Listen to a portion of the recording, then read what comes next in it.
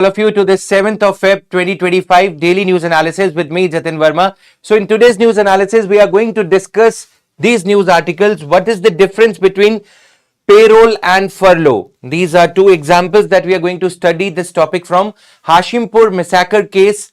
The convicts are reaching out to Delhi High Court to revise the furlough conditions, payroll and furlough. We are going to discuss this topic. Then we are going to talk about the revised criteria to appoint the ad hoc judges in the Supreme Court, in the High Court, right? So what is Article 127? What is Article 224? These topics we are going to discuss. Apart from that, what is happening in the arena of federalism? The Supreme Court has reprimanded the central government for governor's case in Tamil Nadu and Kerala. In two of these states, southern India, where non-BJP governments are ruling, there the governor is sitting over the bills passed by the Legislative Assembly for more than 3 years.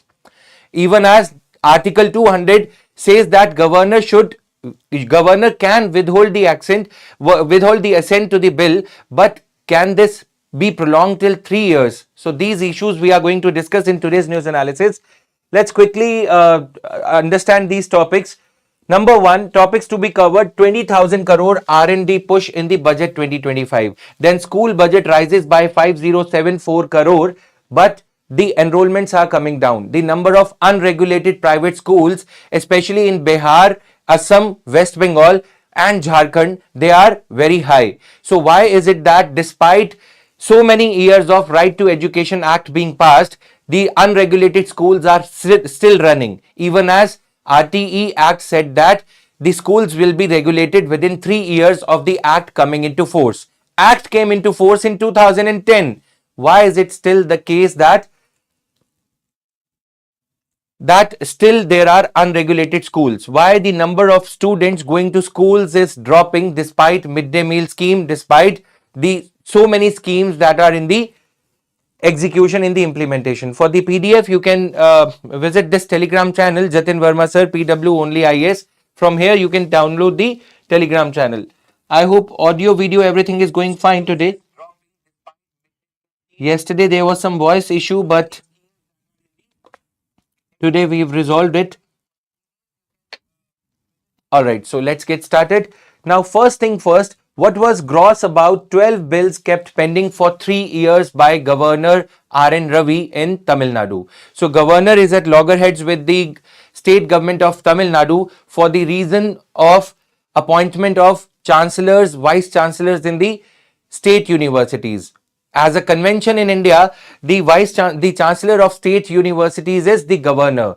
But Tamil Nadu government had modified the provision through various bills brought about over the years from 2020 onwards. From the year 2020, so many bills, these 12 bills were passed, and governor under Article 200 has got these options. Okay, governor can either give his assent, give his signatures to the bill, or can withhold the signatures to the bill. Third, governor can send the bill back to the assembly to reconsider it. Fourth, to send the bill to the president for his consideration where the matter is of concurrent list or any such taking away of the power of the High Court is concerned, abridging the power of High Court is concerned. Here, governor withheld the assent to the bill. That means he did not refuse it, but he kept on sitting over these bills for more than 3 years. For 3 years, right? But when the Tamil Nadu Assembly repassed the bills, obviously Tamil Nadu Assembly wanted to execute the people's mandate, the reason for which it has been voted into power. M.K. Stalin government, they repassed the bills, and now the matter is in the court and central government is defending the governor's action there. Now the Article 200 says that governor has these options, right? The fifth option, that seems to be against the spirit of the constitution, against the spirit of federalism. State government is elected to execute people's mandate, and if the bills are passed by duly elected state legislative assembly, how can governor stop it? How can governor withhold the assent? And when the Tamil Nadu Assembly repassed it and reached out to Supreme Court, governor in a celestial hurry astronomical hurry referred the bill to the president. Earlier, he was sitting over the bills. That is not an option. Okay. While D.D. Basu and other authors that have written on this controversy in Tamil Nadu, I was going through various other editorials also. Article 355 says that center has the duty to make sure that the government of the state, government of the federations is carried out in accordance with the constitution. What if the same governor, what if the same government is not carried on in accordance with the constitution, primarily because of the center's agent? Is the center not required to remove the governor or counsel the governor at least? That please do not hamstring or obstruct the agenda of the government of the state. Tamil Nadu is not alone here. Kerala has also reached out to the center, the Supreme Court to hear Kerala's plea on governor's conduct. So in the light of these issues, I have incorporated this question: has the governor been acting more of an agent of the center rather than being the constitutional head?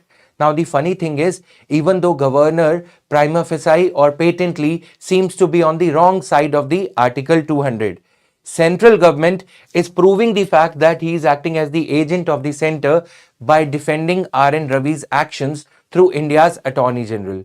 The top law officer of the country is defending something that is patently wrong. Article 200 and its misuse or surpassing the mandate of Article 200 by Governor R.N. Ravi.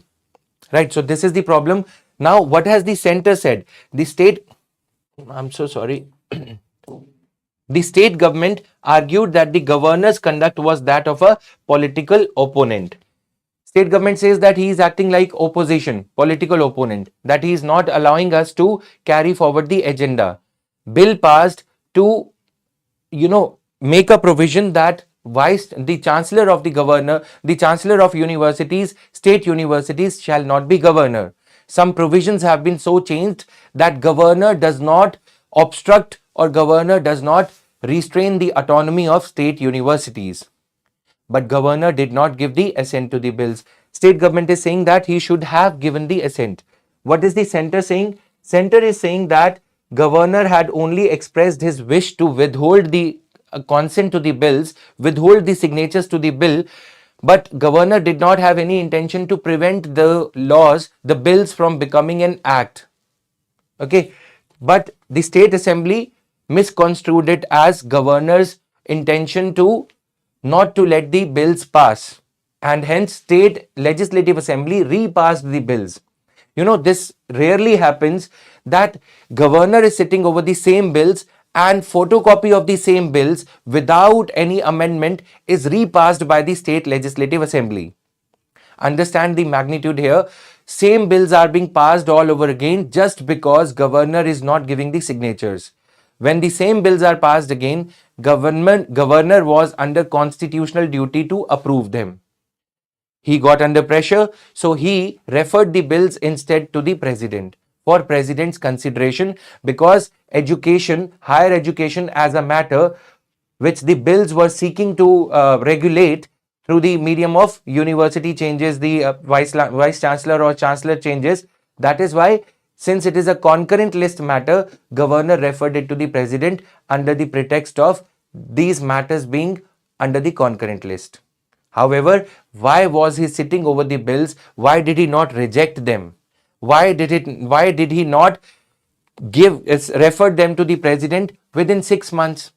The problem is, under Article 200, there is no deadline as to within which the governor has to take a call on the bill. Governor can sit over the bill because there is a constitutional vacuum. So PDT Achari sir, the former Secretary General Lok Sabha, and other commentators, Subhash Kashyap, etc., have written quite a long time back through their editorials that it is the high time that Supreme Court should set this thing in order, that a time limit should be prescribed for the governor to take a call on the bill either ways. Reject the bill, approve the bill, refer the bill to the president, but do not let the... See, 5 years is the term of state legislative assembly. You are sitting over the bill for more than half of the term, that is for more than 3 years. How will the state government, state legislative assembly be able to implement the will of the people for which it has been elected. Issue concludes, right? So this is the issue here. Now,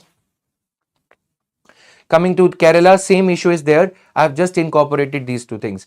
Now, a small yet beautiful, these are the PYQs. Okay.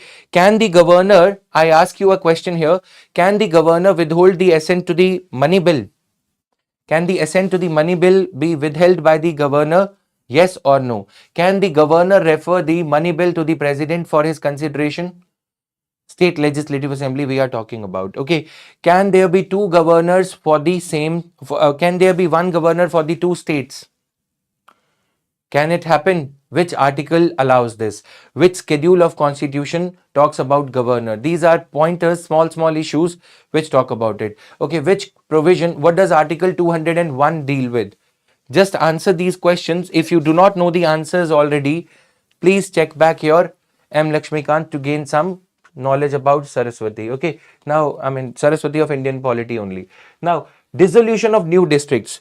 The previous government of Ashok Gehlot, Congress government in Rajasthan, they had created 17 new districts. Okay, 17 new districts were created for better administration, right? But the new government, the BJP government, dissolved the 9 of the 17 new districts. Why so? Okay, and why not? Both. Arguments in favor of creation of districts. You see, guys, India is politically very underrepresented. We have one member of parliament, Lok Sabha or Rajya Sabha, for 20 lakh people. This data I have incorporated. This is one MP for 15 lakh people. Okay, 1500,000 people. This data is of 2012. Due to paucity of time in the morning, I tried pulling out some more data but could not. So that is why I came across some reports which said that 22 lakh is the approximate number of people. As the population is rising, we are not able to increase the number of seats in the Lok Sabha and Rajya Sabha, and even state legislative assembly seats have been frozen. Okay, because of 1971 census thing, because of the divide between North Indian states and South Indian states, the provision which says that delimitation exercise cannot happen because southern states are doing better in terms of population control. So if they are doing better in terms of population control, they would be southern states would be at a disadvantage. Okay. If the number of seats are reallocated on the basis of population, the latest census 2011, number of seats given to UP will be more than 150 then. That's just an assumption. Okay. If the number of seats will given to North Indian states will increase, then there would be further resentment among the South Indian states of India. Well, coming to this point, why not, coming to the solution, why not then have internal reorganization of state? That if the state of Rajasthan, which is having one CM and certain number of MLAs, okay, we cannot increase the number of seats of MLAs. Why then let's not increase the number of DMs, SDMs, district collectors, so that people at least have a semblance of a feeling of administrative machinery being closer to them, so that people can get the feeling that their grievances are being heard by the likes of DMs in Rajasthan. Tina Dabi, you see a lot of video shots getting viral these days, right? So we are in the age where IAS officers are no less than politicians, thanks to Instagram, 2 gram knowledge. I mean, you understand my point? We are in the age where Deepak Rawat sir, the DM in Uttarakhand, is all viral over the social media. Wherever he goes, camera follows. So they have all the devices, gimbal, focus lights, like we the teachers over here. So we are in that age. Now the point is, if we create more districts, at least the administrative headquarter of the district machinery will get closer to the people. All that people want is their grievances to be heard, their Aadhaar cards to be made on time, their ration cards, their biometric details, if not captured by the machine, at least their grudges could be captured by the human beings. In the era of technocratization, we need some human touch to the governance. And that is why creation of more districts, creation of more headquarters like state capitals. In Andhra Pradesh, Jagan Mohan Reddy created 3 capitals: administrative capital, judicial capital, and the secretariat of the government. So that could be an idea to, where India is a very large country, this could be a good idea where people could get a semblance of administrative machinery being closer to them, right? So this is my viewpoint. Even though this was a political news, I tried my best to convert it into a administrative kind of a news for polity paper 2, for those who will be at one point or other appearing for the interviews. Okay, so this can be a good move, and many states are now deploying this thing. That is why the number of districts have increased in the country India, right? 700 odd districts we have, 675. Earlier I used to quote the number around 600 districts. So this is there. Now many centrally sponsored schemes and central sector schemes, they get the funding for various programs on the basis of number of districts. That is an additional advantage when the states have increasing number of, when the states have large number of districts. Okay, so parliament spends, or this thing we will deal with in later part. This is the number. India 1500,000, you can say 2.2 million, 22 lakh people are represented by one member of parliament. That is why members are the politicians are first walking by their foot, folding hands, and later on they are seen in the Fortuner. After getting elected, they are seen in the Fortuner waving their hand at the people that goodbye, right?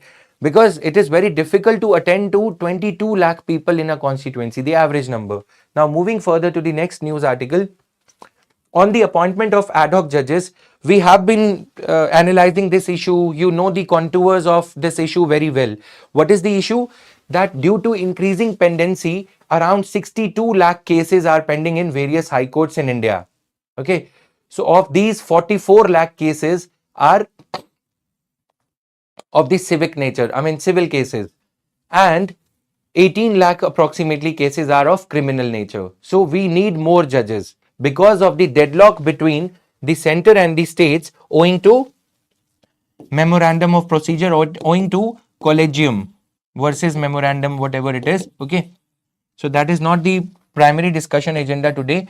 The moot question is, to overcome the problem of pendency, we need band-aid solutions. We are a democracy.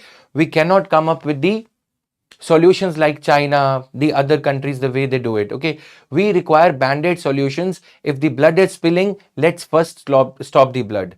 And therein comes the idea, Article 224A, the least used articles, one of the least used provisions of the Constitution of India, is being brought back into fashion to have ad hoc judges being appointed. Disha, it will be taken care of in the next weekend itself. Okay, how to make notes out of the newspaper, this issue will be taken care of. Okay, now pendency of cases is pending. Should we not regularize the appointment of judges in the first place? Number one, this could be the solution. Number two solution could be, can't we increase the age of judges, retirement age of judges? Instead of retiring the high court judges at 62 years, we can increase the retirement age of high court judges to 65 years and Supreme Court judges to, let's say, 68 or 70 years. Because countries like UK, USA, there the retirement age of judges is 70. Our politicians, Prime Minister came at the age of 63 years. Today he is 74 years. Sheila Dikshit, I mean many politicians, they retire in diapers, or they don't retire at all. If you wake up 𝐂𝐾𝐻𝐿 today and ask him, do you want to be the President of India? He would say yes. Why are we retiring our judges when we need them the most? And instead we are bringing back the hand-picked ad hoc judges now. Well, let's come to the question here. Ad hoc means temporary. Ad hoc means temporary, on a temporary basis for 2 years, just to manage the pendency of cases at a certain high court level. Okay, very, very temporary period. So that is the meaning of ad hoc. Now, you got my point. Once a judge retires, he has no intention to work. He has lost the charm. He is reclined to his recliner. I mean, he's fine with getting a job or not getting a job. But someone who is in service already, you can motivate him by giving him another 3 years. Or the judges who are in pipeline, who are at the age of 58 years, if you tell them that they can, if they work well, if they give good judgments, they can be promoted to the level of Chief Justice of High Court. Will they not feel motivated? Okay, so but if a judge has already retired 62 years, you give him additional 2 years, requesting him to act as an ad hoc judge. Whose motivation level is going to be higher?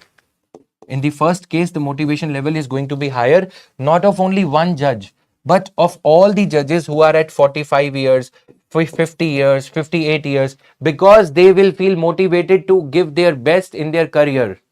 They have a career ladder to see. That is the problem. We are looking for the band-aid solutions, even as we need surgery, right? Insofar as the cases, pendency of cases is concerned. Anyways, let's come to this issue. Today, we have found out a solution. The Supreme Court has on 30th of January diluted the criteria where as to how the ad hoc judges could be appointed. Now, earlier the problem was ad hoc judges could be appointed in only those high courts where 80% of the seats are filled up, 80% of judges are there, and vacancies are above 20%. Allahabad High Court. Okay, so having 20% vacancies was the only way to get an ad hoc judge into the position. This was very rigid a criteria which was given by Supreme Court in 2021 Lok Prahari case, Lok Prahari judgment. You can note down the name of the judgment for now. I will very soon come up with the this detailed analysis as to how to make notes out of the newspaper. So that is the case. Now, so court set aside this Lok Prahari criteria where judges can be, ad hoc judges can be appointed only when we have 20% vacancies at a certain high court level. Other criteria was cases in a specific category should have been pending for more than 5 years. Cases in commercial courts, okay, check bounce cases, criminal cases, narcotics cases. If in a particular category cases are older than 5 years, such cases should be large enough in number. Okay, if more than 10% of high court cases are pending for over 5 years, 10%, this was the criteria. All these points remain, okay, whichever we have been studying for quite some time now. The only thing that has been diluted in this January 30, 2025 judgment is that even if the vacancy in the high court is less than 20%, then also ad hoc judges could be appointed. Okay, so this is the good thing about it. Now, ad hoc judges could be brought about if a judge is there, Supreme Court judge is there, or a High Court judge is there, if he thinks that his cousin got retired recently, the elder cousin got retired, so he can get him back, right? Because the nepotism in judiciary, the phenomena of uncle judges, these things, if cousins are there, one of the elder cousins got the younger cousin get the high court judge position. Now younger cousin will pay back the favor by getting the judge back in the form, the elder brother back into the judiciary by appointing him as ad hoc judge. You got my point? So this is there. Now coming to the other news article, you got this criteria.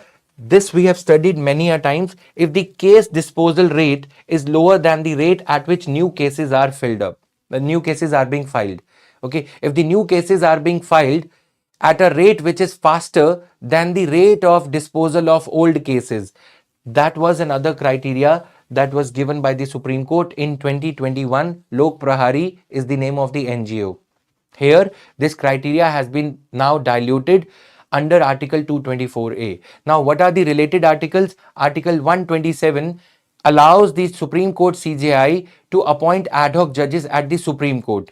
Article 224A allows the Chief Justice of High Court to appoint the ad hoc judges at the High Court level. So, Article 127 and Article 224A, you should remember. This is for Supreme Court and this is for High Court. All right.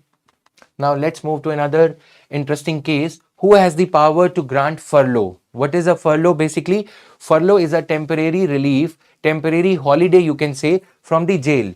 Okay, as you can see, Salman Khan bleeding in the jail in Tere Naam movie. So this we have incorporated on a funny side.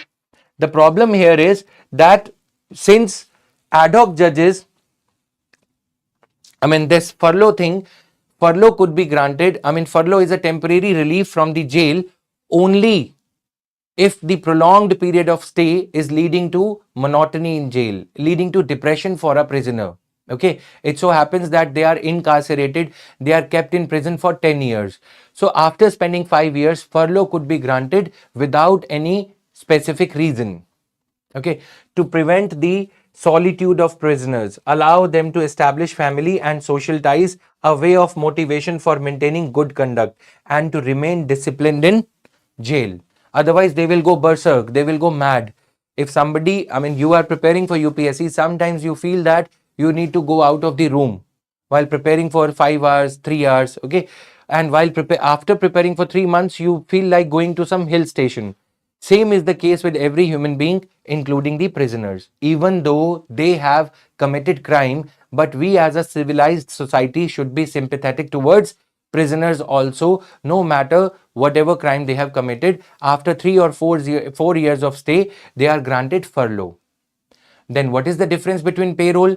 Payroll is granted for a specific purpose. Okay, Manu Sharma case, Jessica Lal murder case, you have heard movies around these names. Okay, so in payroll, if the sentence has already been awarded by the court and prisoner is serving the sentence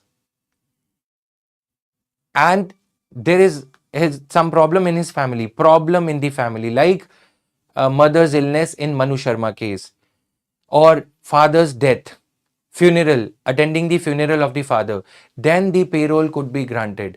Payroll could be granted for a specific purpose when the prisoner is already serving the sentence he has been awarded.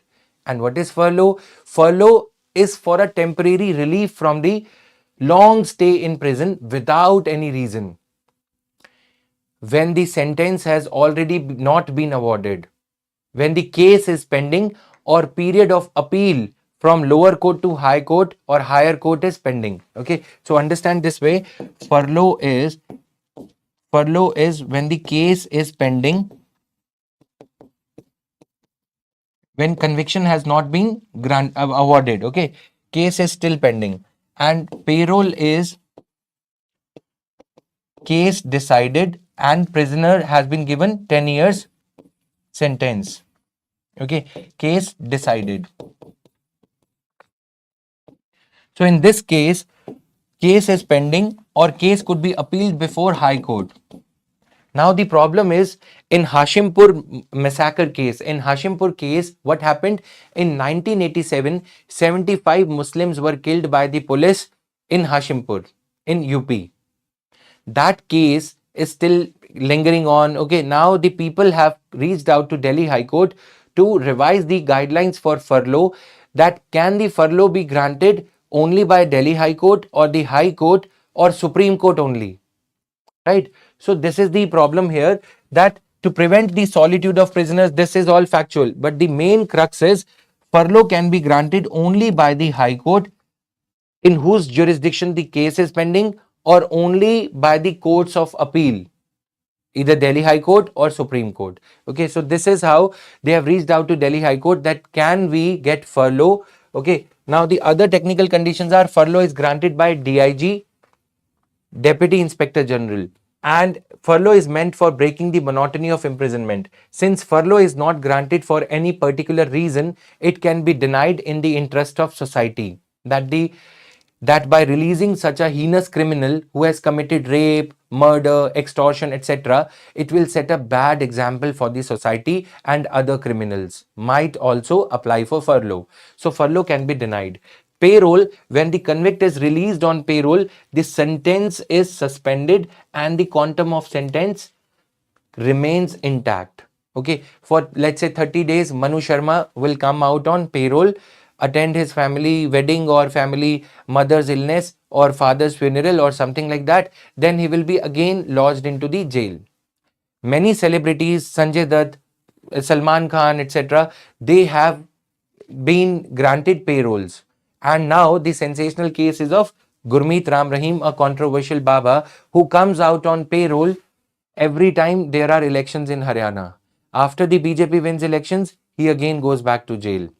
So such has been the case in our country that the rich and the mighty get payrolls because they have something to pay and play a role. So payroll, right? But if there is somebody who's poor, he keeps on languishing in the jail. Furlough, payroll difference you have to memorize. So I'm giving you some funny examples. Yes, provincial armed constabulary had killed 78 Muslims. Okay. As per the news clipping, it is 75 Muslims. You are saying 38. Number doesn't matter, even though it was quite a sad tragedy. Now, payroll is granted by the divisional commissioner, and as I said, furlough is granted by DIG of police. Okay. So these are technical differences. For a payroll, a specific reason is required. For furlough, no specific reason is required. What does the Delhi Prison Rule says? Delhi Prison Rules 2018 say if an appeal for a convict is pending before the High Court or for the period of filing an appeal before the High Court has not expired. That means if the district court has given some sentence and that sentence could be appealed before the High Court. Okay, district judge has given the sentence, but you can still appeal before the High Court. Then furlough can be granted only by the High Court, not by any other court or by the district court. If district judge has given the sentence and period for appeal has got over, 6 months is the period for filing an appeal in case of criminal cases. Okay, if the period for appealing before the higher court has passed by, has already been exhausted, that means the accused or the convict did not file an appeal, then also the concerned high court will be able to grant furlough. Okay, furlough will not be granted by the executive. Executive means DIG or divisional commissioner. These people are executive magistrates. These are the part of the government. So they cannot grant furlough. And it would be open to convicts to seek appropriate directions from the court only. This rule is now being challenged by Hashimpur massacre convicts. They are saying that why only Delhi High Court will be able to grant them the furlough, why not the executive? Okay, so Delhi High Court has interpreted the rule in a manner that appellate court, which would include Delhi High Court as well as the Supreme Court, can only grant them furlough. So through this medium, let me conclude this. This was a bit technical. What is payroll and furlough? Furlough is when the case is pending, okay, or when the appeal time period is pending, you have to go to the judicial body only to get furlough. Payroll is in the hands of the executive body. Okay, payroll executive body, district collector, not the district collector, but it is divisional commissioner can grant the payroll, right? So this is the only difference.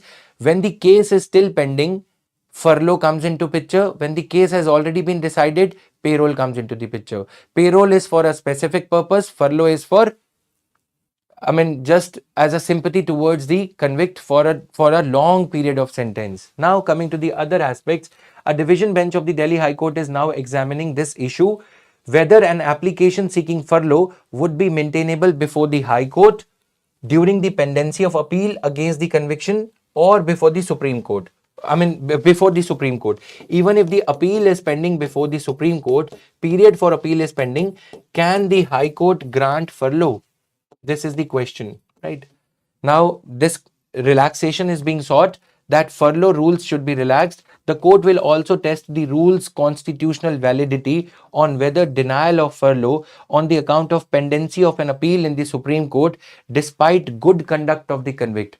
So many people who are granted furlough, it is because of their good conduct in jail. If a dentist like Talwar, Arushi murder case, okay, Dr. Talwar is there. He was treating patients, dental patients in the jail, Tihar jail also. So he was granted a payroll. Okay. Similarly, furlough is granted to the prisoners for their good conduct, that they are not creating any unruly, indisciplinary things in the jail. So that can be the reason for furlough. The point is, can the furlough be granted by the court, or can it be denied even if the appeal is pending in the Supreme Court, and it will take another 9-10 months for the hearing to happen at the Supreme Court? The date is getting prolonged. Can the accused be denied furlough in that case? This two points are there on which Delhi High Court is going to hear this matter in Hashimpur massacre case. Now, this is the PYQ. You can go for the difference between payroll and furlough. The answers to these questions will be shared on the Telegram channel today. From today onwards, we will share the answers to all these questions also on the Telegram channel. Now, 20,000 crore push, R&D push in the budget 2025. This clipping has been incorporated. This is very, very factual. Innovation, government is focusing on innovation. These things are happening. Just go through it yourself. At the last of the PDF, this will be given. I will upload the PDF right away. Factual news articles, there is nothing to be analyzed. We would rather spend more time on, because it is the English news analysis you are listening to. So our endeavor should be to analyze more, so that you are on your own to read the newspaper. While reading the newspaper, you don't have to depend on anyone. Factual things, since it is plain English, we have organized the points in a manner that you are able to pull out the essential points through yellow, white, red distinction of usage of different colors, so that it is not a task. The new 20,000 crore rupees allocation of the fund can be utilized for stitching together private sector and public sector partnership, so that India does not lag behind in research and development, especially when its competitor economies, China, USA, Germany, they are investing a lot in research and development. Remember guys, it is only R&D that can pull the country out of slackness in manufacturing. India is lagging behind in manufacturing. If we want to come to the forefront in the manufacturing, we need to invest more in R&D. Otherwise, we will keep on buying technologies from US, from Germany. Our metro rails are from Germany, France, etc. Nuclear reactors we are buying. Defense technologies we are buying. So that is why industry academia gap needs to be bridged in order for India to increase the share of manufacturing from 17% to at least 25% in the next 30 years. Right? So this was all in today's news analysis. Thank you guys. PDF you can download from the Telegram channel. We'll meet again tomorrow the same time, 8 a.m. And in the Titan 4.0 batch, I have shared the details on the Telegram channel. What topics are we going to study? Thank you. Bye-bye. Have a great day.